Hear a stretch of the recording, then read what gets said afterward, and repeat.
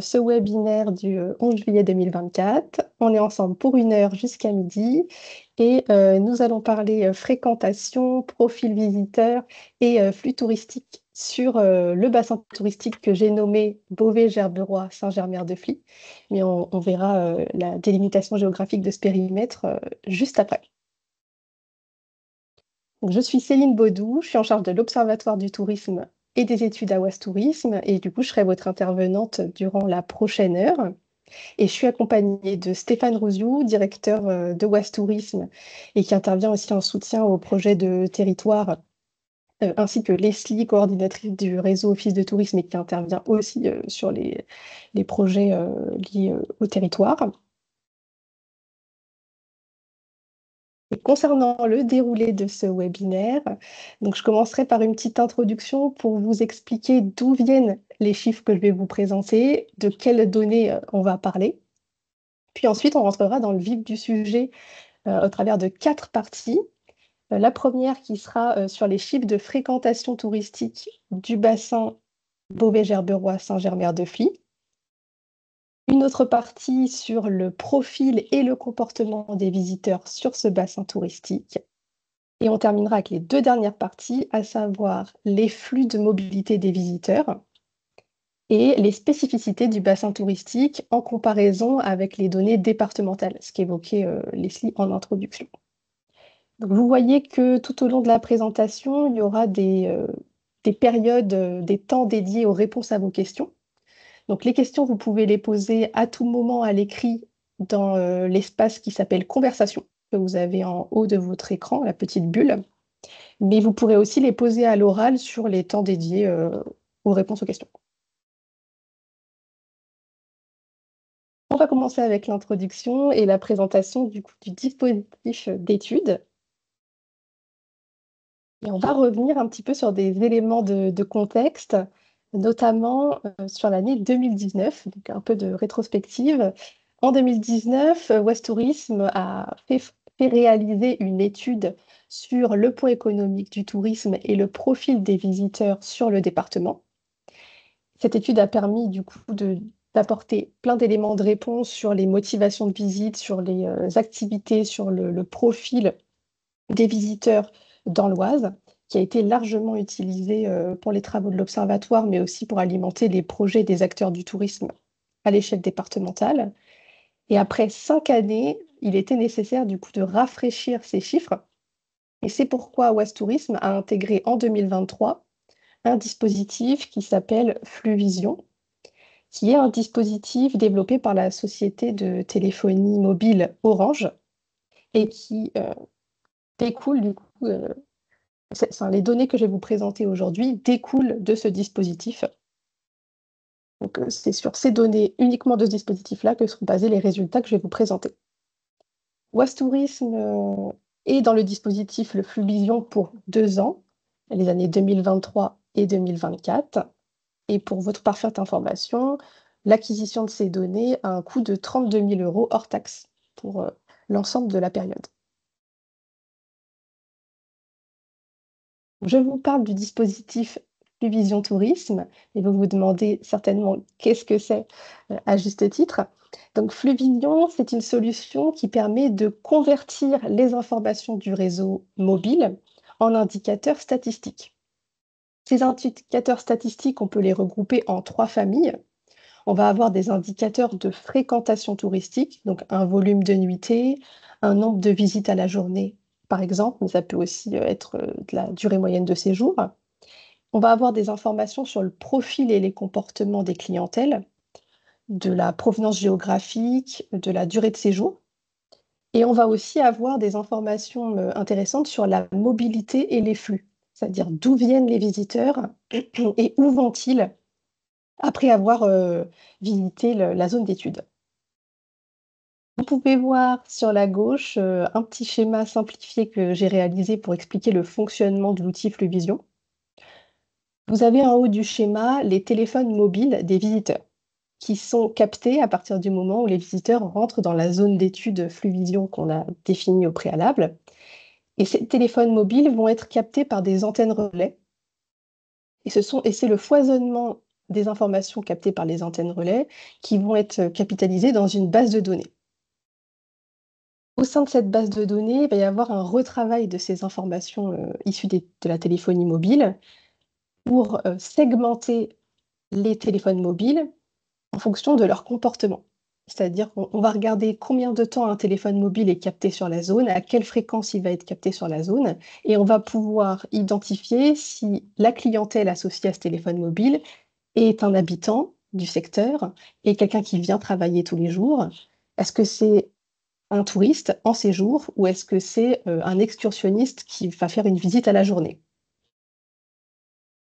Ces données, elles vont être aussi anonymisées, évidemment, et redressées, c'est-à-dire pour tenir compte notamment des parts de marché de l'opérateur Orange. On va redresser les données pour avoir une donnée qui serait la plus réaliste possible. Une fois ce travail de redressement, de segmentation et d'anonymisation effectué, les données sont basculées dans le dispositif Fluvision et c'est à ce dispositif que West Tourism a accès. Avec Fluvision Tourisme, on va observer plusieurs périmètres géographiques. En premier lieu, l'échelle départementale, donc on va avoir des données à l'échelle de l'Oise, mais aussi des données à l'échelle de plusieurs bassins touristiques qu'on a définis. Le bassin touristique Chantilly-Senlis, Compiègne-Pierrefonds et celui qui va nous intéresser aujourd'hui, que j'ai nommé Beauvais-Gerberoy-Saint-Germer-de-Fly. On va avoir une petite carte après qui va présenter ce périmètre-là spécifique. Et comme le disait aussi Stéphane en début de webinaire, on observe aussi l'aéroport de Beauvais, que je n'ai pas noté ici, mais qui est aussi un périmètre observé. Vous l'aurez peut-être compris par ce début de présentation, Fluvision, c'est un outil qui est complet, mais qui est aussi complexe et je trouvais important de revenir sur ce point-là avant de se plonger dans les données. Les informations que je vais vous présenter, ce ne sont pas celles qui arrivent directement dans l'outil Fluvision, mais c'est le résultat de l'analyse de centaines de fichiers de données auxquels on applique une méthodologie qui est spécifique à l'outil Fluvision. Donc, avec un niveau de technicité qui est quand même important. Un petit warning ou un message de vigilance également.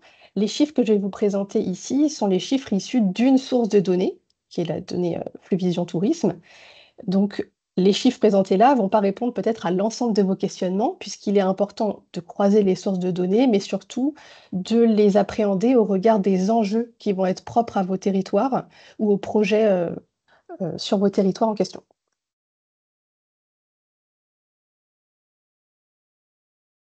Le périmètre géographique qui va nous intéresser sur ce webinaire, ça va être le périmètre que j'ai nommé Beauvais-Gerberoy-Saint-Germer-de-Fly.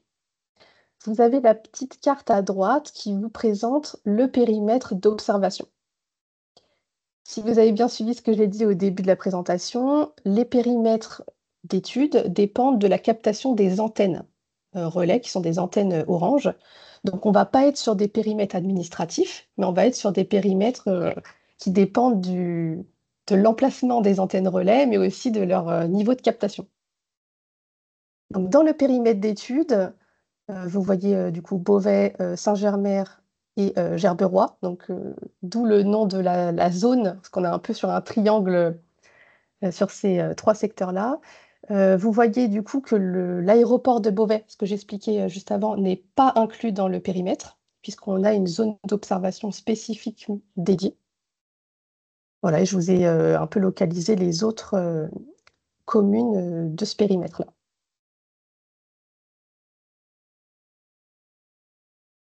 Avant de rentrer dans le vif du sujet, il est important que je revienne sur quelques définitions pour que vous compreniez de quoi je parle quand je vais vous présenter les chiffres, mais aussi pour appréhender la méthodologie spécifique du dispositif Fluvision. Donc aujourd'hui, on va parler de touristes. Et quand je dirais touriste, j'entendrais quelqu'un qui va être en séjour sur le bassin touristique, donc sur Beauvais, Gerberoy, Saint-Germain, qui ne sera pas un habitant de ce secteur-là et qui ne sera pas quelqu'un qui sera observé habituellement. C'est-à-dire quelqu'un qui va venir tous les jours ou 3 fois par semaine et qui va séjourner 3 fois par semaine sur le secteur, ce n'est pas un touriste. La fréquentation des touristes, elle va être appréhendée en volume de nuitées.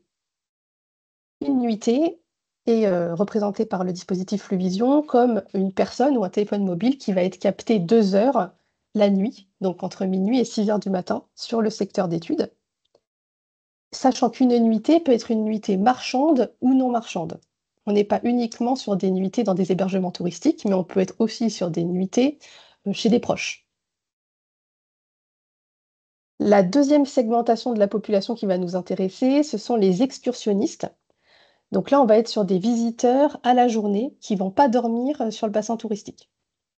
Donc ça va être une personne qui va être présent au moins 2 heures en journée et qui va pas être observée de manière récurrente. Donc comme je disais, quelqu'un qui n'habite pas, le secteur, mais qui vient travailler tous les jours, ce n'est pas un excursionniste.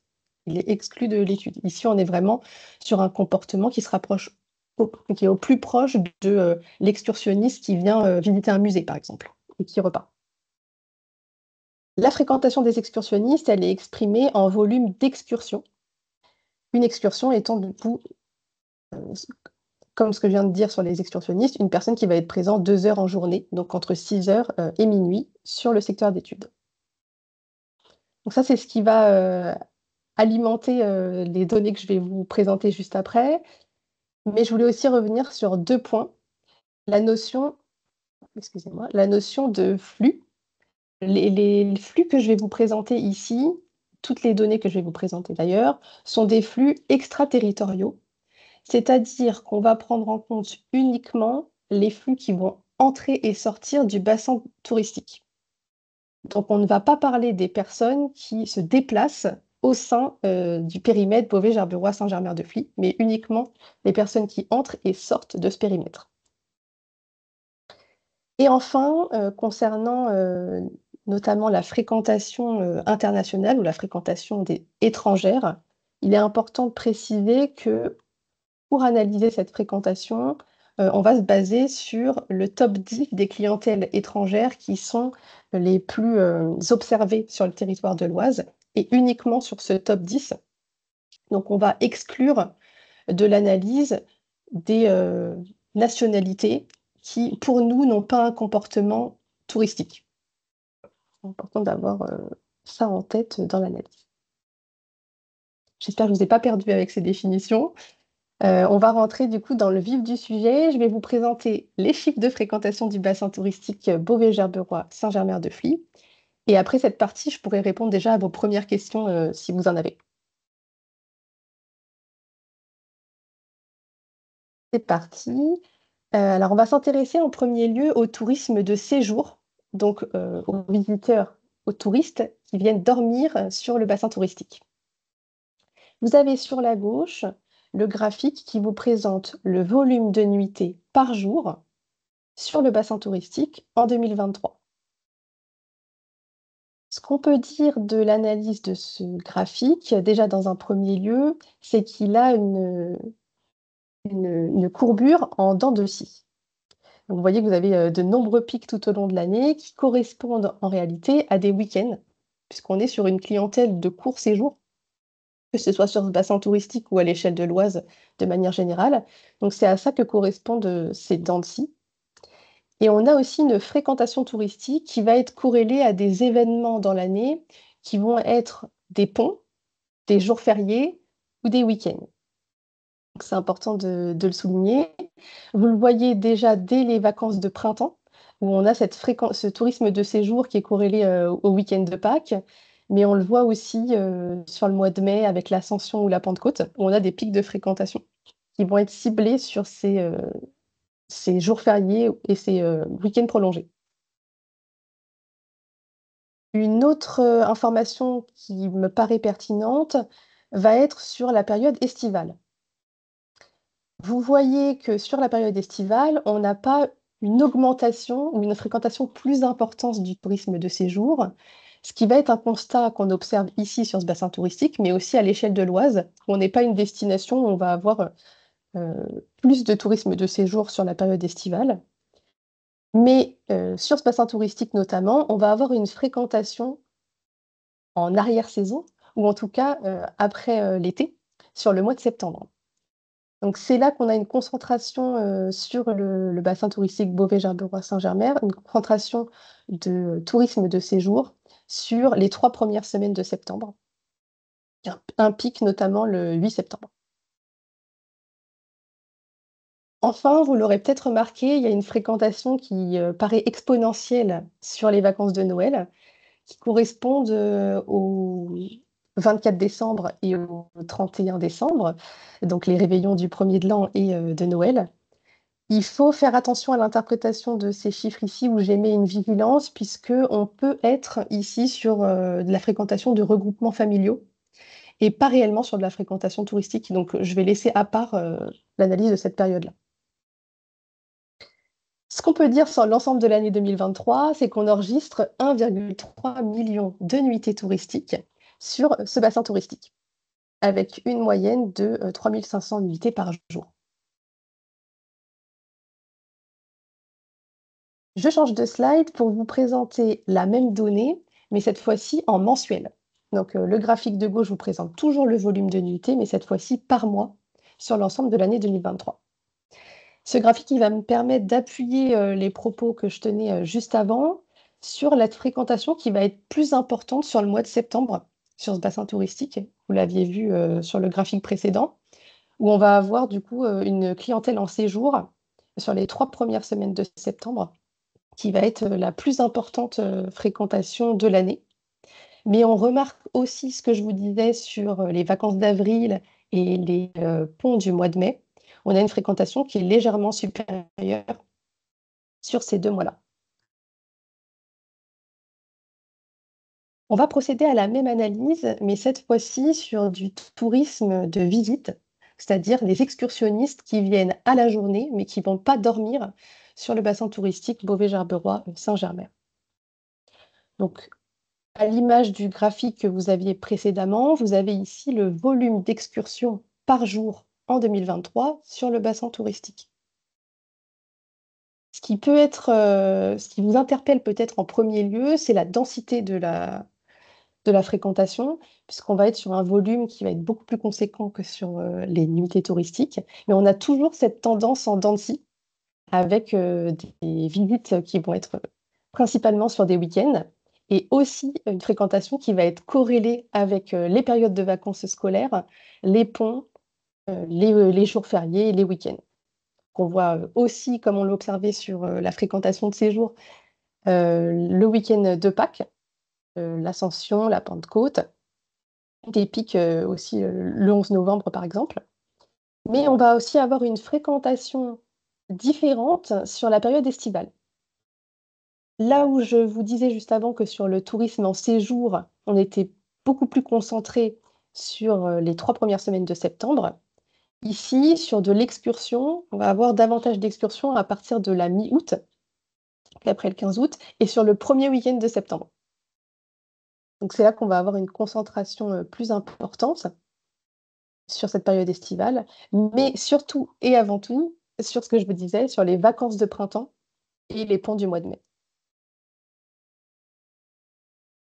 Sur l'ensemble de cette année 2023, on comptabilise 5,9 millions d'excursions touristiques à la journée sur ce bassin touristique, avec une moyenne de 16 000 excursions par jour. Si nous faisons comme tout à l'heure, une analyse mensuelle, on remarque que le mois avec le plus de fréquentation, c'est le mois de mai, donc relatif, au pont, de l'Ascension et de la Pentecôte. On a aussi le mois d'avril que je vous présentais juste avant avec les vacances, d'avril. Mais aussi on a ce phénomène que je vous disais sur le mois d'août, avec une fréquentation qui va être plus importante sur la deuxième quinzaine. Et qui là, à l'inverse du tourisme de séjour, on n'a pas de fréquentation accentuée sur le mois de septembre. Je reviens sur les 2 gros chiffres que je vous ai présentés, 1,3 million de nuitées touristiques et 5,9 millions d'excursions à la journée. Peut-être que là, vous vous demandez, alors oui, 1,3 million de nuitées, mais est-ce que ce sont des nuitées françaises, des nuitées internationales? Quelle est la part, en fait, de touristes français et étrangers? C'est ce que je vais vous présenter, tout de suite. Donc sur ce 1,3 million de nuitées touristiques enregistrées en 2023, on est sur 85% de nuitées françaises, pour 15% de nuitées étrangères ou internationales. Côté excursion, on est sur quasi exclusivement de l'excursionniste français, puisqu'on n'a que 3% de visiteurs à la journée qui sont des visiteurs étrangers.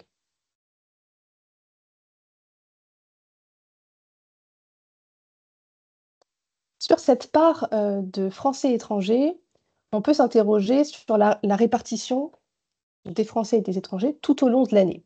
Si on prend ici le tourisme de séjour, donc les touristes qui dorment sur le territoire, on a le graphique de gauche qui vous présente pour chaque mois la part de nuitées françaises et la part de nuitées internationales.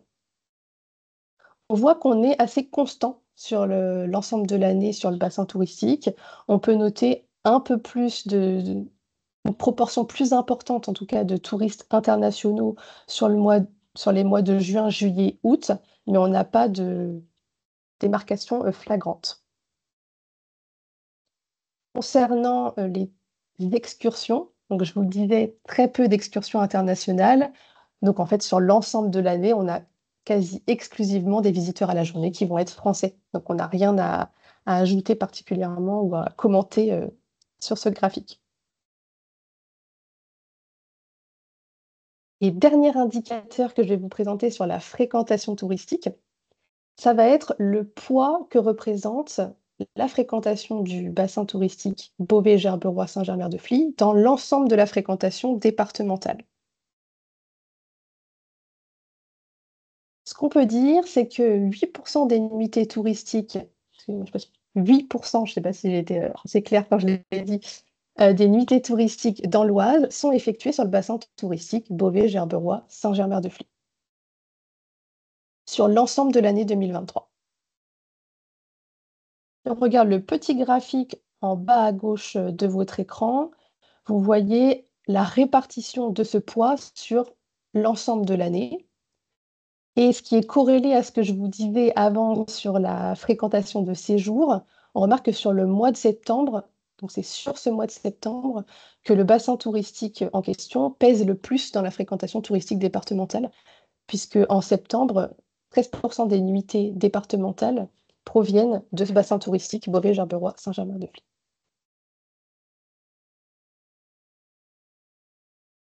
On est terminé pour cette première partie sur la fréquentation touristique. Leslie, peut-être que tu peux me dire si des questions ont été posées dans la partie conversation à l'écrit. Donc, j'envoie à ta tête Question que à non, l'écrit. pas de questions à l'écrit.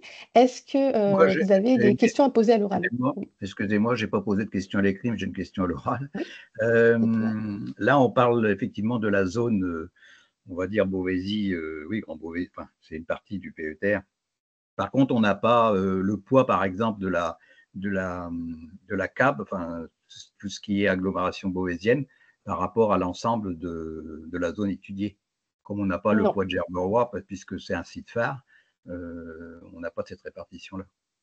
non, non, non. Comme je le disais, la définition des bassins touristiques, ben, on est aussi dépendant de la captation des antennes et aussi du nombre de bassins touristiques qu'on pouvait observer, nous, à notre échelle. Donc là, les données qu'on va avoir, elles sont uniquement sur le bassin dans sa globalité et on ne va pas avoir le détail de la commune de Gerberoy ou de la CAB, par exemple. Non, je pense particulièrement à l'aspect des touristes, c'est-à-dire les gens qui séjournent au moins une nuitée. C'est lié aussi à la capacité d'accueil. Par Oui, exemple, nous, on est sur une zone Picardie verte où l'accueil en termes de chambres d'hôtes, etc., est quand même assez limité. Vous voyez. oui, oui, tout à fait, Donc, automatiquement, ça a une influence. C'est-à-dire exactement. que les gens, s'ils veulent dormir, bon nombre est obligé de se déplacer. C'est ça, oui, oui. Ah bah, c'est une remarque tout à fait pertinente, qui du coup, je ne pourrais pas détailler sur, la fréquentation à l'intérieur du bassin touristique. Peut-être que là, il faudrait s'appuyer sur du coup, d'autres sources de données, sur la fréquentation directement des hébergements touristiques, qui serait La taxe de séjour une autre notamment. source avec la taxe de séjour notamment, ce que je pensais, qui permettrait peut-être ce niveau plus fin d'analyse que ne permet pas Fluvision, ici. Ok, merci. Il y a d'autres, questions, remarques, Aurélie? Ouais, j'ai une question, mais elle peut être bête, mais vu que ce matin, je suis pas très Ouais, éclairée, mais question je vais la bête. poser quand même. Pas de souci. Donc, un excursionniste, c'est bien une personne qui rentre ou qui sort du territoire pour 2 heures, si j'ai bien compris. Au moins 2 heures. Au moins 2 heures. Donc, moi, je suis une excursionniste, vu que j'habite à 30 km de Beauvais au sud. Est-ce que ça, c'est pris dans les données que tu viens de nous donner? C'est-à-dire que moi, par exemple, je viens tous les jours bosser à Beauvais. J'ai 30 minutes de route. Est-ce que je fais partie des excursionnistes et est-ce que du coup, le chiffre, là, les 5,9 millions d'excursions, je suis dedans? Alors, merci Aurélie pour la question qui va peut-être éclairer tout le monde. Alors non, pour répondre à la question, non, Aurélie, tu n'es pas comptabilisée dans cette fréquentation-là, parce qu'il y a le critère de la durée de présence, donc au moins 2 heures en journée, mais il y a aussi le critère de la fréquence à laquelle la personne va être observée dans la zone d'étude. Donc Ok, quelqu'un qui va être observé tous les jours tous les ou jours. 3 fois par semaine, Ok, ne va pas être, considéré comme un excursionniste. Il y a ok. un quota de fréquence, qui permet Je m'en d'écarter, doutais, cette mais je population-là. préférais poser la question quand même au cas où. Oui, oui, il y a pas de souci. Merci, merci. Est-ce qu'il y a une autre remarque, une autre question, une interrogation? Non? Je vais pouvoir poursuivre avec cette fois-ci des informations sur, le profil et les comportements des visiteurs, sur le bassin touristique Beauvais-Gerberoy, Saint-Germain-de-Fly toujours. Je vous parlais juste avant de la répartition des Français et des étrangers. On va maintenant rentrer plus en détail sur, l'origine géographique de ces clientèles. Donc comme tout à l'heure, on va d'abord s'intéresser au tourisme de séjour, donc aux touristes. Donc je vous rappelle, je vous disais juste avant qu'il y avait 85 de nuitées, touristiques, françaises pour 15 de nuitées internationales et on va s'intéresser en premier lieu à ces Français. Qui sont-ils? Donc les Français, en séjour, donc qui viennent dormir sur le bassin touristique, ce sont à 49 des habitants de l'Oise. Donc on est sur du tourisme de séjour, local. Et on a ensuite, si on découle le reste du top clientèle, la Seine-Maritime, la Somme, le Val d'Oise et Paris pour compléter, le top 5. On a donc une clientèle locale, donc 49 de touristes locaux et 61 de touristes régionaux, donc de la région, Hauts-de-France. Si on regarde maintenant les touristes internationaux, donc 15 des nuitées, touristiques, on est sur, dans l'ordre, des touristes qui viennent du Royaume-Uni, des Pays-Bas, de l'Allemagne, de l'Espagne ou de l'Italie. J'ai repris ici le top 5 parce que c'est le top qui va être le plus pertinent à analyser. Voilà, 18 de nuitées touristiques, internationales, du Royaume-Uni, 16 des Pays-Bas, 13 de l'Allemagne.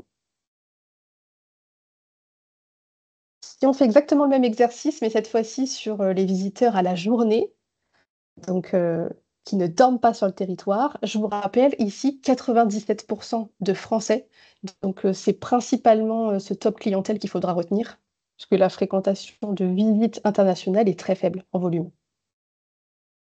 Ici aussi, donc sur les clientèles en visite à la journée, on est principalement sur une clientèle locale, 49 aussi de clientèle, habitant l'Oise et 10 de Seine-Maritime, 8 du Val d'Oise, 7 de la Somme, 4 de l'Eure pour compléter le top 5. 49 donc d'excursionnistes locaux et 61 d'excursionnistes de la région Hauts-de-France. Je vous ai quand même mis, le top international, mais en volume, c'est très faible. C'est juste pour, avoir l'information. On est ici sur, une clientèle en visite à la journée, donc clientèle internationale, du Royaume-Uni, des Pays-Bas, Allemagne, Espagne et Italie.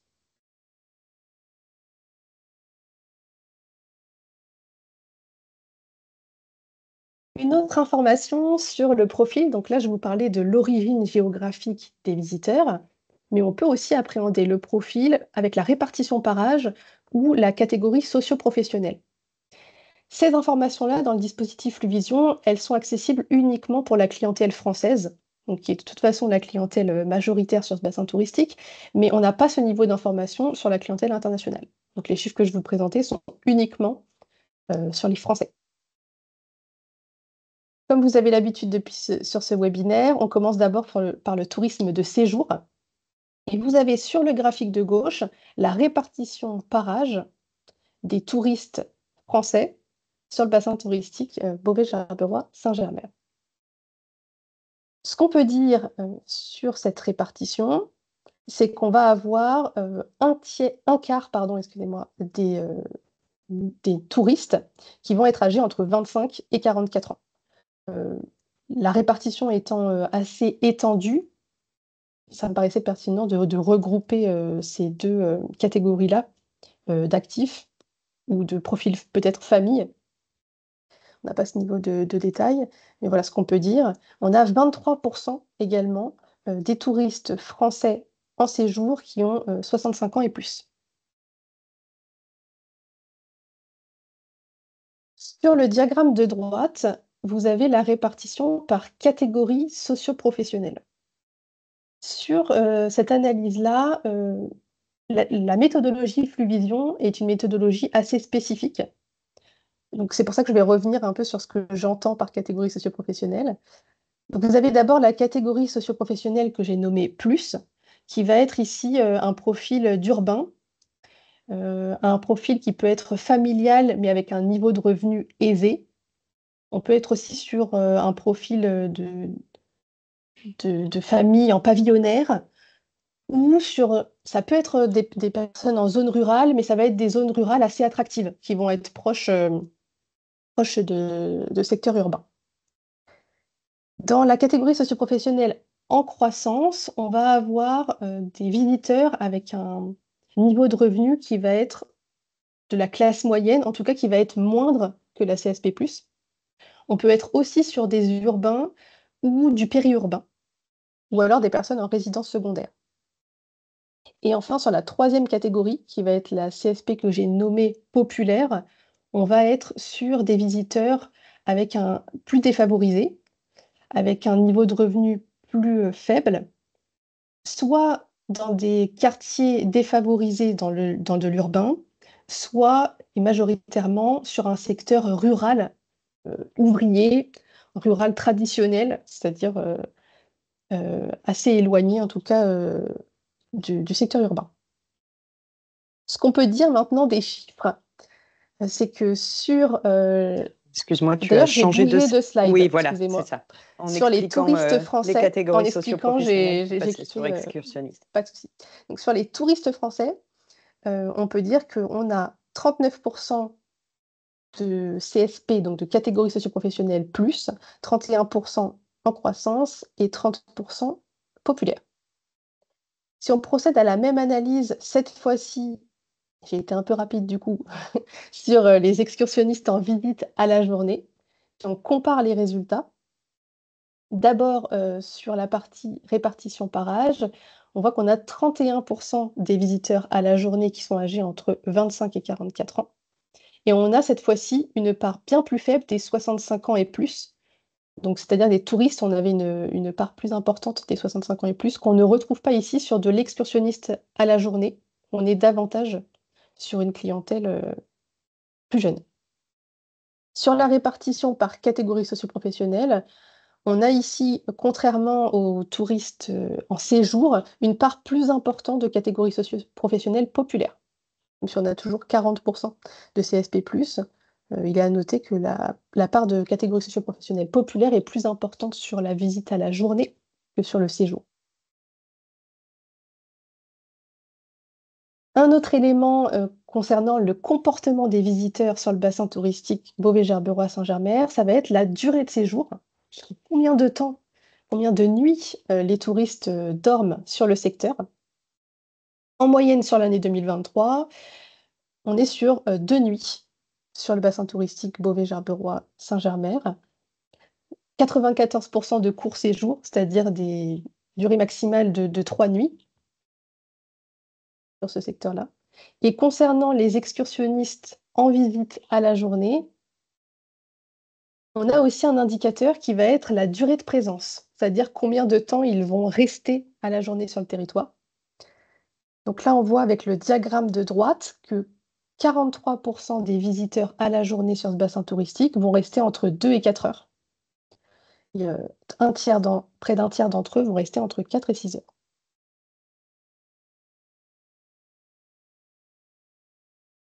J'en ai terminé sur cette partie sur les profils et les comportements des visiteurs. Si vous avez des questions, peut-être d'abord à l'écrit s'il y en a eu, Leslie, pendant la présentation. Oui. Alors, il y a une question d'Élise, mais qui, je pense, est corrélée aussi du coup à la date d'acquisition de l'outil Fluvision. Elle demandait s'il était possible d'avoir un comparatif anté-Covid sur ces données de provenance des touristes et des excursionnistes, la pandémie ayant permis de redécouvrir les zones de proximité de chez soi. Est-ce que cela peut être une raison à ces presque 50% de fréquentation des Isariens notamment? Je vois plusieurs niveaux de réponse. Il y a le fait qu'il y a la part importante d'Isariens dans la fréquentation touristique, et ensuite il y a la question du profil. Si Et je comprends surtout, bien, est-ce qu'on peut là-dedans. comparer les chiffres 2023 que tu viens de nous présenter à une période avant Covid? Alors, nous, on a uniquement les chiffres 2023-2024. Après, c'est si dans l'idée, c'est la contractualisation avec Fluvision. Fluvision permet aussi l'achat de données antérieures. Je ne sais pas jusqu'à combien l'antériorité peut être faite, mais nous, on n'a pas ces données-là. Mais Fluvision permet aussi une antériorité des données. Après, sur la part importante des Isariens, je ne pense pas qu'il y ait, en tout cas, un phénomène post-Covid là-dedans. Je pense qu'il y a une double explication qui s'explique notamment par la méthodologie Fluvision. D'abord, le fait qu'on ait du coup la moitié des visiteurs qui soient des habitants de l'Oise, ça s'explique notamment par le fait qu'on prend en compte la fréquentation marchande et non marchande. On a pour habitude souvent, dans le secteur touristique, de se baser sur les chiffres du marchand, donc les chiffres de fréquentation dans les hébergements, hôtels, campings, locatifs. Ici, on a bien le non marchand qui est pris en compte. Donc on a cette part de personnes qui viennent dormir, chez des proches ou en résidence secondaire, qui du coup est un volume assez conséquent, qu'on ne peut pas du coup, scinder dans le dispositif Fluvision. Pour moi, c'est une première partie, de réponse. Et le deuxième élément qui pourrait expliquer cette part d'Isariens important, c'est aussi dans la méthodologie Fluvision. Si vous vous rappelez, on capte des téléphones mobiles et selon le comportement de ces téléphones mobiles, on leur attribue un profil de touriste ou d'excursionniste. Dans la méthodologie Fluvision, un touriste, ça va être quelqu'un qui va rester, au moins 2 heures la nuit et qui n'est pas vu habituellement sur ce secteur. On peut avoir une part, même si elle est minoritaire, de comportements non touristiques qui peuvent être inclus dans cette fréquentation. J'entends par exemple quelqu'un qui va, se rendre, aux urgences, à l'hôpital, qui n'est pas vu habituellement sur la zone, mais qui va rester 3 heures, la nuit, aux urgences. Il peut être comptabilisé, même si ça va être une part, minoritaire. On peut aussi avoir de l'activité nocturne de type, discothèque, voilà aussi. Donc en fait, je pense qu'il y a une partie faible qui peut être de la méthodologie pure, Fluvision, et une partie plus importante qui s'explique par le non marchand. Je ne sais pas si j'ai répondu à l'entièreté de la question. Ouais, c'est bon. Merci beaucoup. On verra aussi dans la dernière partie sur le comparatif, c'est pas un comportement complètement fou par rapport à ce qu'on voit au niveau départemental, hein. Ouais, Oui, ouais. tout à Ok. fait. On avait une autre question sur ces 49% et peut-être tu peux repasser sur le graphe de répartition de la clientèle française et du top 10. Héloïse ne comprend pas trop la répartition 49-61%, dans le sens où 49 plus 61 égale 100%, et pour autant Paris et certains départements de l'Île-de-France apparaissent dans le graphe. Et Oui. tu as dit à l'oral que les 61% de touristes régionaux étaient des touristes Hauts-de-France. Oui. Alors sur le tourisme local, j'ai uniquement pris la part, des habitants du département, donc c'est pour ça qu'on retrouve le même chiffre que pour l'Oise. J'ai simplement fait un focus, souvent on se demande, la part du tourisme, de la région Hauts-de-France, donc en fait, j'ai juste pris la fréquentation, donc au-delà de ce top 10, j'ai pris la fréquentation de Ah tous oui, les départements des Hauts-de-France, donc même, donc ceux qu'on ne verrait 49 pas, plus qui sont 4. en dessous des 2%. Et j'ai cumulé juste pour montrer le poids des touristes régionaux dans la fréquentation du bassin touristique. Mais c'est important aussi de souligner ces touristes et ces excursionnistes de proximité qui vont être d'Île-de-France aussi. Et on le retrouve très bien à l'échelle départementale. On a cette fréquentation-là. Mais voilà, c'est juste un choix. J'ai fait juste un focus sur la En clientèle fait, c'est un Hauts-de-France. hasard si le 49 plus 61 égale 100. Ce qu'il C'est faut un considérer, hasard. c'est que dans les 61%, il y a déjà les 49% du département. Exactement. Et il y avait Magali aussi qui avait levé la main pour une question. Oui, effectivement, là, on est vraiment dans la dimension très méthodo. J'entends la dimension bornage qui permet de savoir d'où viennent les gens, combien de temps ils restent, etc. Mais du coup, comment il est possible, à partir de ce bornage, d'extraire un profil d'âge et un profil de CSP? Est-ce que c'est par rapport aux abonnements Orange? Et auquel cas, si c'est par rapport aux abonnements Orange, quand il y a un abonnement qui prend en compte plusieurs lignes de téléphone, comment on apprécie et du coup, quelle est la marge d'erreur sur les profils âge et les profils CSP par rapport à la méthodo qui est celle de Fluvision? Merci pour cette question pertinente, Magali. Alors ici, on ne s'appuie pas sur les données en tout cas de la personne qui est facturée chez Orange pour définir les données par âge et par CSP. On est sur une méthodologie différente. En fait, Fluvision utilise des indicateurs de l'organisme INSEE, l'organisme statistique INSEE, qui vont être un ensemble d'indicateurs national sur la composition familiale des ménages, sur l'activité des Français, sur le logement ou sur la dynamique de la population. Et ces indicateurs-là, qui vont avoir à des échelles plus ou moins fines, vont leur permettre de balayer la France et de sectoriser la France. J'essaye d'expliquer de manière simple. Par exemple, tous les centres-villes ou toutes les agglomérations ou les métropoles, etc., on va leur attribuer un profil particulier. Toutes les zones rurales vont avoir un profil différent, etc. Et selon où se trouve le périmètre d'étude, on balaye plus ou moins ces périmètres-là. Alors, j'essaye de faire très simple, mais il faut se dire qu'il y a une carte type de la France avec plein de couleurs et que c'est comme ça que sont définies les zones rurales ouvriers, ce que je vous expliquais juste avant, les urbains, le pavillonnaire, le périurbain, etc. On n'est pas sur des données qui sont liées, en tout cas, aux abonnements Orange ou à la facturation.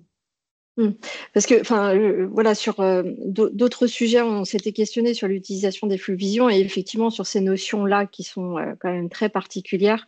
On avait quand même mis un certain nombre de précautions pour dire que autant les flux, on peut les comptabiliser de manière factuelle et voilà, autant ces aspects, on va dire, plus détaillants de ces aspects-là, on a un deuxième niveau finalement d'enseignement qui est peut-être un petit peu plus instable, purement statistiquement parlant.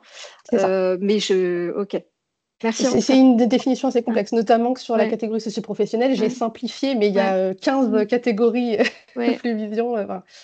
Voilà. Après, c'est un module optionnel qu'on a pris en plus sur le dispositif Fluvision, qui nous apportait un élément quand même supplémentaire sur le profil. Mais c'est tout à fait, il y a cette vigilance.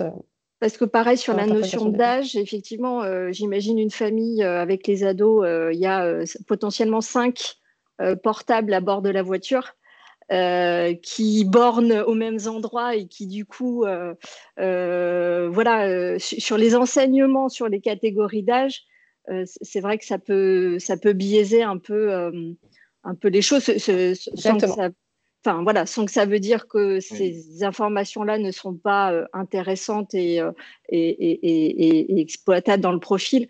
Mais du coup, c'était pour bien comprendre la dimension méthodologique qui nous amène à cibler les âges et les CSP. Voilà, Oui, spécifique. tout à fait. Merci. Par contre, Ouais. enfin, moi, j'ai deux choses importantes à mon sens. D'abord, les enseignements là qu'on voit, par exemple, la faible présence des clientèles internationales, l'ultra-proximité, à mon sens, on pourra aussi même l'étendre globalement au niveau du PETR. Sans prendre les chiffres, je pense que globalement, tous les profils qu'on présente là, à mon sens, hein, sont duplicables à l'échelle plus large du PETR. Je ne prends pas les données, hein, mais globalement les tendances. Après, un point aussi, et Céline, vous me direz si je me plante, hein, mais quand on dit touriste, hein, nous on pense tout de suite aux visiteurs qui va venir visiter Gerberoy, etc. Mais un touriste, il peut avoir d'autres motifs, hein, notamment économiques, des artisans. Voilà, il y a ça. Puis il y a aussi dedans, je pense que le Vomain, par exemple, hein, le Vomain doit être dans la zone de bornage. Ben, il y a au Vomain des séminaires au domaine des forges, enfin, je ne sais plus le nom exact de l'équipement, qui peuvent venir de Compiègne, qui est une grande zone économique très développée, pour effectivement passer 2 jours au vert pour effectivement réviser la stratégie de l'entreprise. Donc on a aussi ça là-dedans. Donc voilà, c'est pour ça qu'on a aussi, à mon sens, de l'ultra proximité. Voilà, mais on en tire aussi des enseignements, hein, avant d'aller courir sur des clientèles très loin. Il y a un gros travail à faire sur la clientèle de proximité. Merci Stéphane pour les propos éclairants. Sauf s'il y avait une autre question, Leslie. Non, c'était bon à l'écrit. Je vais passer à la Juste partie. peut-être, voilà, pour timer ta réunion, on a pris un poil de retard. J'ai vu, j'ai l'œil sur la montre, il n'y a pas de souci. On va passer sur la partie sur l'analyse de la mobilité des visiteurs, donc les flux de visiteurs. Je vais essayer d'être le plus clair possible dans le temps imparti. Alors, les données Flux-Vision vont permettre de répondre à plusieurs questions. Notamment sur la partie tourisme de séjour, on va pouvoir savoir où sont présents en journée les touristes qui dorment sur Beauvais, Gerberoy, Saint-Germain-de-Fly. C'est-à-dire, on sait qu'ils ont séjourné sur le secteur, on sait qu'ils dorment sur Beauvais, Gerberoy, Saint-Germain, on veut savoir où est-ce qu'ils sont en journée. Est-ce qu'ils sont sur le périmètre ou est-ce qu'ils sont ailleurs?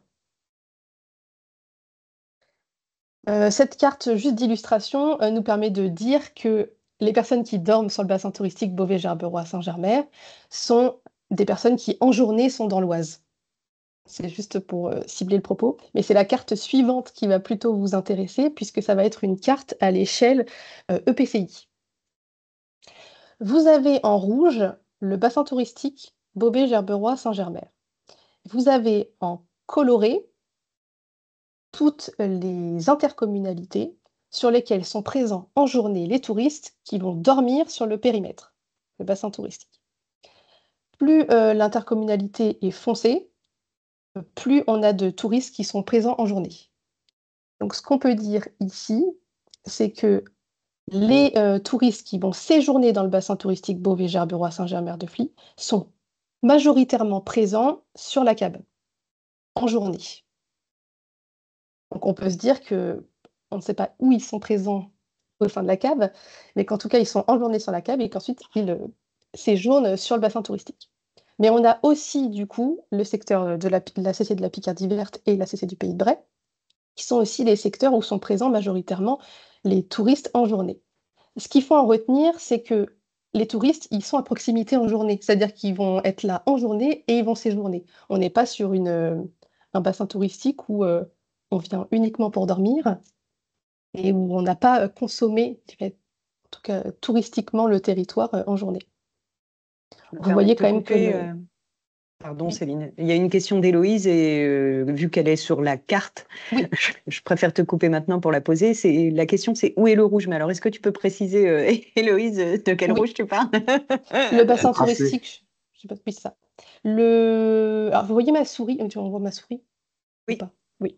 Donc le bassin touristique, c'est celui qui est entouré en rouge, c'est-à-dire le bassin touristique d'études, Beauvais, Gerberoy, Saint-Germain-de-Fly. C'est celui qui est entouré de rouge ici. J'espère que j'ai répondu à la question. Ça a l'air d'être bon. Et quand tu parles de en journée, où est le touriste, quand le touriste qui vient séjourner sur le territoire? Où est-ce qu'il se trouve en journée? Qu'est-ce que ça veut dire? Ça veut dire, est-ce qu'il habite, par exemple, pour la métropole Rouen-Normandie? Est-ce que c'est un habitant de Rouen-Normandie qui vient séjourner? Non. Non, non, l'idée, c'est de dire, on sait qu'ils ont dormi là, qu'est-ce qu'ils ont visité la journée? D'accord. Voilà. Donc la Même même si, bien sûr, dans les journée que la touristes, on nuitée englobe des générée. personnes qui vont... Ouais, c'est ça, exactement. C'est où est-ce qu'ils sont physiquement la journée avant de séjourner. Ils ne sont pas forcément habitants de ce secteur-là. Mhm. C'est le lieu de bornage qui précède la nuitée. C'est ça, exactement. Donc, pardon, du coup, ça veut dire qu'ils ne sont pas forcément dans une dimension touristique la journée quand ils dorment, enfin, dans une situation touristique, ils peuvent être dans une autre situation, je sais pas, Oui. comme disait Stéphane, professionnel ou autre. Donc, les couleurs, c'est juste où ils étaient avant, pas Oui. forcément dans une dimension touristique, quoi. Oui, Ok. c'est où ils étaient avant. D'accord. Ça Ok. peut être une dimension touristique Ou pas. ou pas. Merci. Ça donne une idée de flux, d'où vient le flux principal C'est ça. des nuitées générées. Merci Leslie.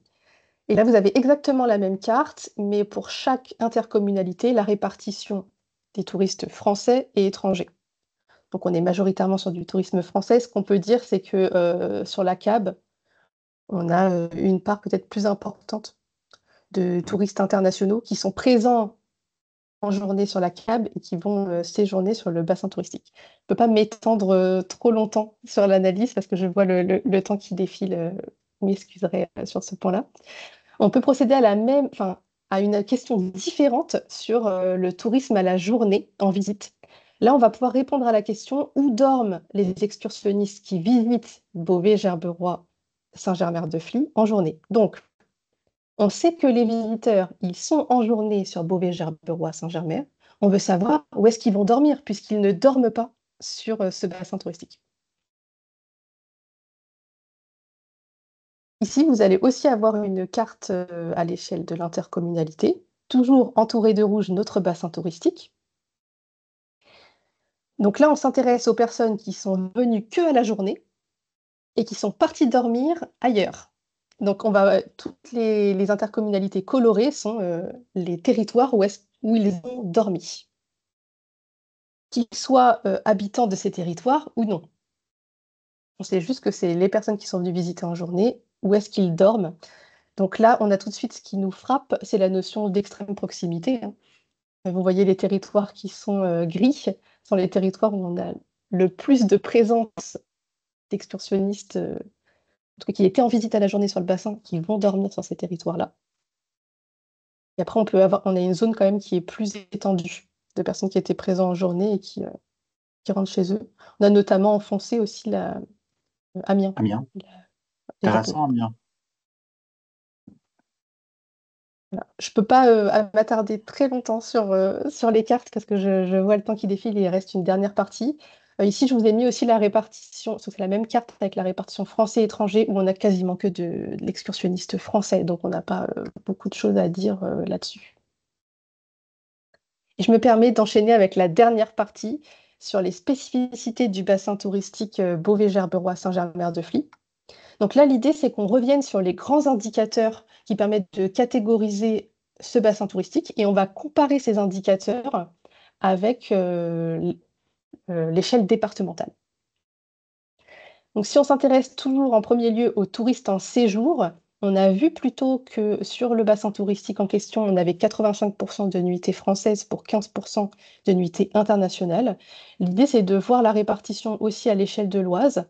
Donc on voit qu'on a un peu moins de touristes étrangers à l'échelle de ce bassin touristique que sur la moyenne départementale. Même si on est sur une tendance similaire, on a un peu moins le poids du tourisme étranger est un peu moins important.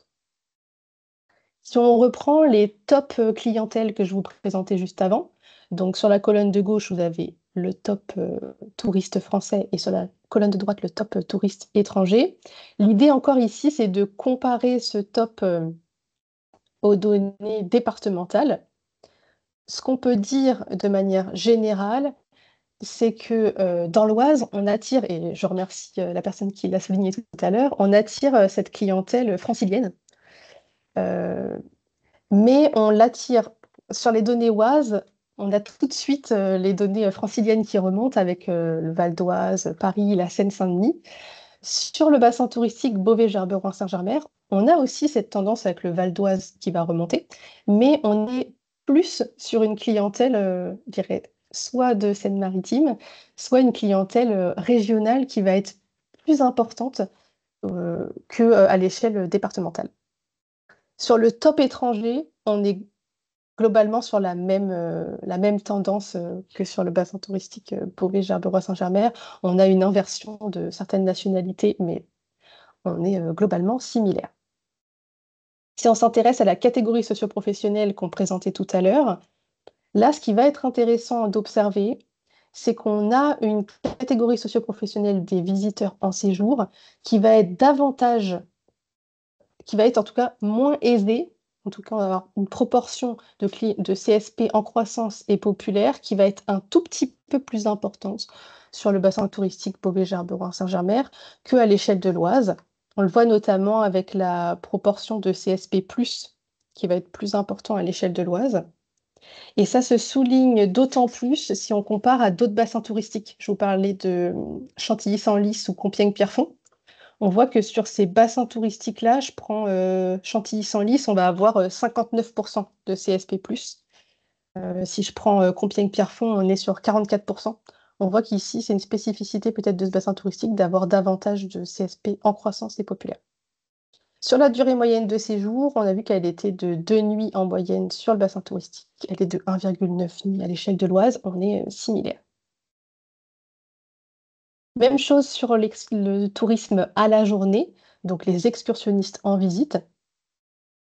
On a vu qu'il y avait 97% d'excursionnistes français à l'échelle du bassin touristique Beauvais-Gerberoy-Saint-Germain. On est sur 84% à l'échelle de l'Oise. On a beaucoup plus d'excursionnistes en visite à la journée français sur le bassin touristique Beauvais-Gerberoy-Saint-Germain. Voilà ce que l'on peut en dire. Sur le top client, un peu le même constat, je dirais moins appuyé que sur la clientèle en séjour. On a quand même la Seine-Maritime qui remonte sur le bassin touristique Beauvais-Gerberoy-Saint-Germain, qui est quand même peut-être une spécificité, on peut dire, de ce bassin. Parce que quand on regarde les données à l'échelle de l'Oise, on est beaucoup plus sur de la clientèle francilienne, avec la Seine-Maritime qui remonte beaucoup moins dans le top clientèle. Côté clientèle internationale, on est assez similaire, hormis sur la Belgique, qui arrive un peu plus tard dans le top clientèle de Beauvais-Gerberoy-Saint-Germain, mais qui est aussi lié à un critère géographique, je dirais, de plus éloigné L'axe. géographiquement, enfin, l'axe avec la Belgique, ce qui explique notamment cette différence. Et sur la répartition de catégories socio-professionnelles, on a ici peut-être aussi un constat similaire sur la catégorie socio-professionnelle populaire. Ici, on a 37% sur le bassin touristique et 32% à l'échelle de l'Oise. Si je compare avec d'autres bassins touristiques, par exemple sur Chantilly-Senlis, on a 13% de CSP populaire. Sur Compiègne-Pierrefonds, 32%. Si vous voulez aussi comparer avec d'autres bassins touristiques. Et enfin, sur la durée de présence, donc combien de temps restent les visiteurs à la journée, là on est similaire avec la donnée départementale. On a une 40% des excursions qui durent entre 2 et 4 heures. J'ai été un peu vite sur la fin pour rattraper un peu le retard. Si vous avez des questions, n'hésitez pas, peut-être qu'il y en a certaines qui ont été posées à l'écrit, Leslie. Il y a eu un début de question vers Claire de Magali, mais alors du coup, je ne sais pas si c'est... Non, effectivement, je me suis arrêtée parce que comme j'ai vu qu'on passait très vite, j'ai arrêté de poser la question. C'était par rapport à la cartographie de proximité avec les intercos. On voyait bien dans les catégories, donc on avait le fer foncé, c'était supérieur à 200 personnes. Et la catégorie juste en dessous, c'était entre 100 et 200 000. Alors, il faut bien faire des catégories, bien sûr, mais est-ce qu'on est plus proche de 100 ou est-ce qu'on est plus proche de 200 000? Enfin bref, quelle est la marge entre le très foncé et le un petit peu plus clair? Là, j'ai pas en tête si on D'accord. est plus proche. Si j'ai mis cette catégorie-là, c'est qu'on s'étendait en tout cas entre le 100 000 et le 200 000. Ouais, J'ai pas détaillé parce qu'il fallait que je catégorise ouais, un petit peu. bien sûr. Mais du coup, Euh, si jamais il est possible d'avoir les chiffres pour justement oui, se rendre compte, je suis preneuse. très bien, Voilà. je me le Et de la note. même manière, le plus de 200 000, jusqu'où ça va? Est-ce que c'est 200 000 et jusqu'à 250? Ou est-ce qu'on est sur des choses Alors, le plus de très 200 000, par contre, différentes? j'ai détaillé le maximum. Le maximum, c'est sur Oui, c'est d'accord. la communauté Ok, de communauté l'Oise. On est sur 398 000 et d'accord, la Picardie verte, 357. Ça va pas au-delà de ces chiffres-là. d'accord. Merci. Il y a Élise, une autre je vois que question. tu lèves la Moi, main. Oui, je, je peux j'ai une petite parler? question. Alors, Robert, je vais laisser parler Élise avant qu'elle lève la main et je vous redonne la parole après. Vas-y, Élise. J'ai une petite question du coup sur la carte qu'il y avait juste avant au niveau des Oui. excursionnistes. Du coup, euh, j'arrive pas trop à comprendre comment est-ce que on voit que les zones où les excursionnistes pardon, dorment le plus, il y en a notamment la Picardie verte et l'Aglo, mais pour autant ils sont pas considérés comme des touristes. Est-ce que c'est parce qu'ils sont sur là où ils dorment ne faisait pas partie du bassin touristique réellement et du coup c'est une commune peut-être un petit peu plus au nord ou un petit peu plus à l'est ou pas? Alors, ils ne sont pas considérés comme des touristes puisque on se base toujours sur la zone d'étude. C'est-à-dire que là, ce sont des personnes qui n'ont pas dormi sur ce périmètre-là, mais ils peuvent en effet habiter sur la commune qui va se trouver un petit peu à proximité du périmètre sans l'être. Enfin, je ne sais pas si je réponds bien à la question. C'est ça. Donc, du coup, Ouais. en fait, les excursionnistes peuvent très bien être des habitants de certaines communes qui sont vraiment aux alentours. Oui, et on peut Ok, avoir ce niveau fin de détail que je ne pouvais d'accord. pas présenter au sein d'un webinaire d'une heure, mais on peut savoir au sein de la Picardie verte, ici, dans cette donnée, quelle est la part d'habitants, par exemple. D'accord. Et qui, On pour peut autant, aller, garde un comportement mais lié qui à de sont des l'excursionnisme, mais pas excursionnistes, un comportement de travail ou un comportement c'est ça. de On peut visiteur savoir s'ils régulier. sont habitants ici de la Picardie verte, mais qui sont visiteurs à la journée sur le bassin touristique. Ok, ok. Parfait, merci. Robert? Bien, je pose ma question, mes deux questions. Alors, la première question, ça concerne le périmètre du PETR. Là, nous avons travaillé, enfin, vous avez travaillé que sur une partie du PETR. Or, quand on Mhm. parle de tourisme, enfin, de stratégie touristique de développement, on parle maintenant au niveau de l'ensemble du périmètre. Donc, c'est de savoir si ce genre d'études pouvait être étendu à l'ensemble du périmètre du PETR. Ça, c'est la première question. Puis la deuxième question, bon, là, on a des chiffres intéressants. Maintenant, qu'est-ce qu'on va faire? Enfin, qu'est-ce qu'on va faire? Je pense qu'il y a un chantier à mettre en place pour valoriser ce travail et puis le décliner en termes d'action, enfin, de comportement, etc. Et d'adaptation de nos stratégies, en particulier aussi, je pense à l'adaptation de l'offre.